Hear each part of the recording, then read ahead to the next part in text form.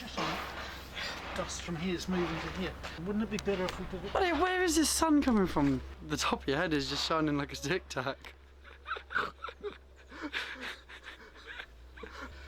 Right, go on then. Hi there, this is a story about how I'm saving £1,000 on fixing the clear coat on my car. Apparently because the sun's out in the UK, my son thinks my head's shining like a tic tac. But look, the video's worth watching.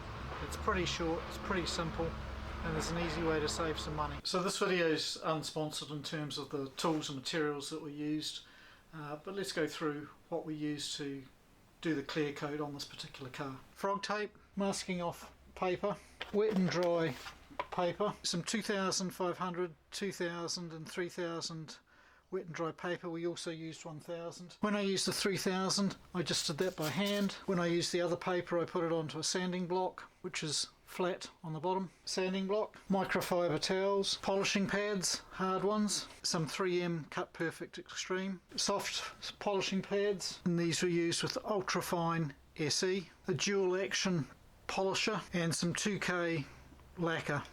So the problems with the clear coat on this car are around the door handle and underneath the window.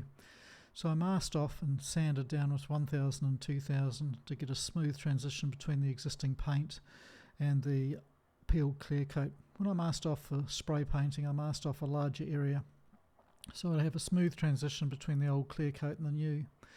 However, when I peeled away the masking tape, there was a line that had formed between the old clear coat and the new, and no matter what I did, even buffing it down, wouldn't buff out this line. So I made the decision to mask off the whole panel and resand it, paying particular attention to that line.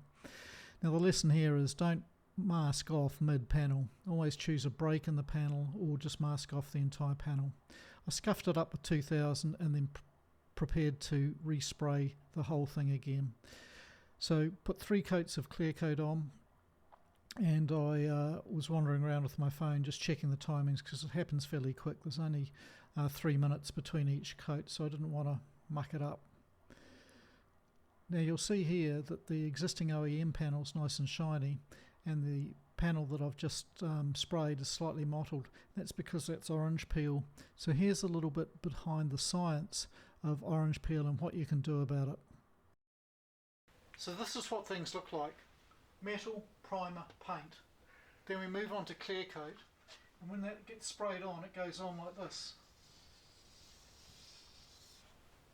It looks a little bit wavy, and that's called orange peel. So with the sanding, what we're doing is we're taking off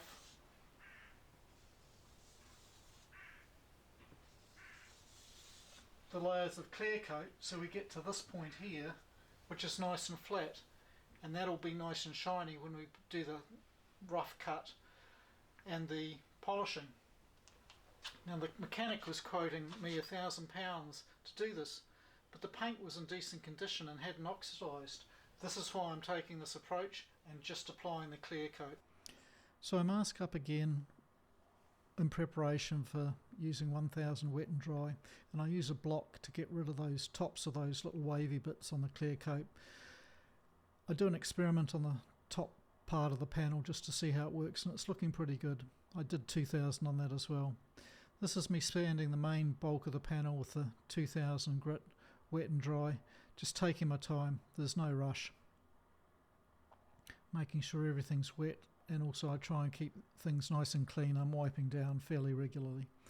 To check my progress, I have a look as I'm going at the reflections that are forming. And here you can see I'm just checking against where I am with the 2000 against the old panel that's still got the OEM finish on the right and the left.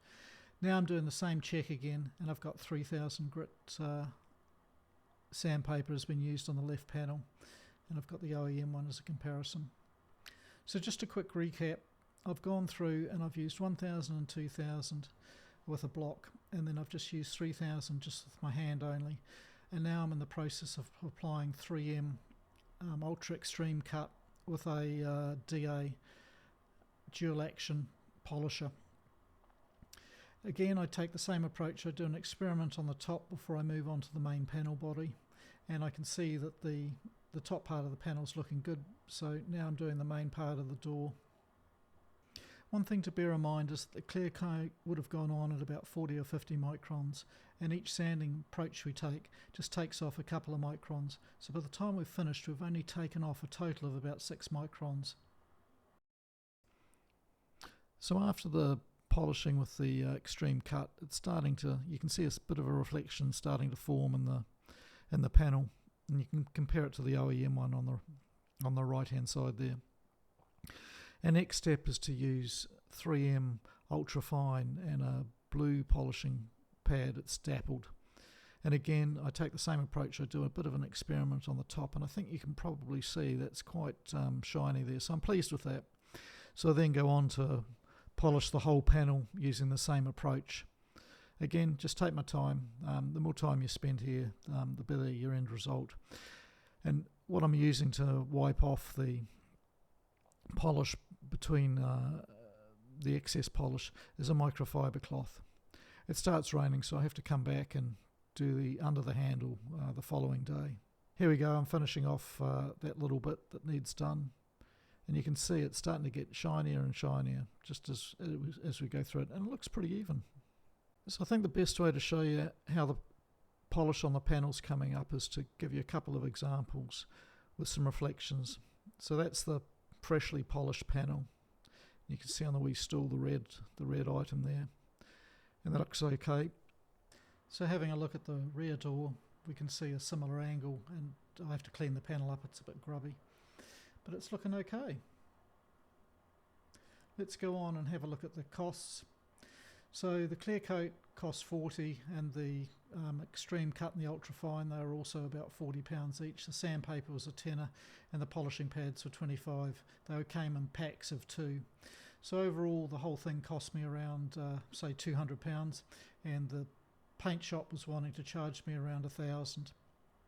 So that represents a saving of around £800, so not bad really. That's the end of this video on repairing my car's clear coat. I hope you liked it. If you do, like or subscribe, and we'll see you in the next one. Bye.